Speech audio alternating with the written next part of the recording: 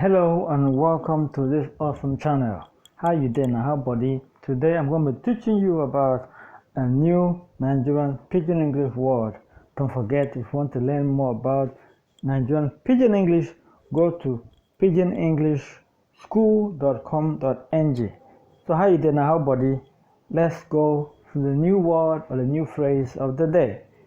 Have you heard the phrase "the play," which is very popular right now, used in music, used on Twitter, used in our street lingo? The play became popular a few weeks ago, right? Maybe a few months ago. The play means keep playing. So it's like a kind of question, but it's also like a warning.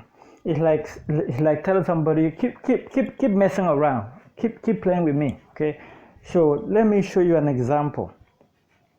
So if I want to say, you don't want to return my money, so somebody's owing you money, for example, and you're talking to the person and you're asking the person the question.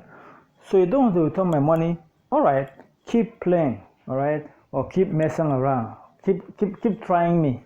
So it's like a kind of warning. So in Pidgin English, that would be, you no want to return my money, Abi, you no want to return my money, they play, meaning keep playing, all right, keep trying me. So that is what the play means. You can use it when you are with your friends, you can use it on social media, and it is really fun to use. All right. Once again, this is the Pidgin English School channel.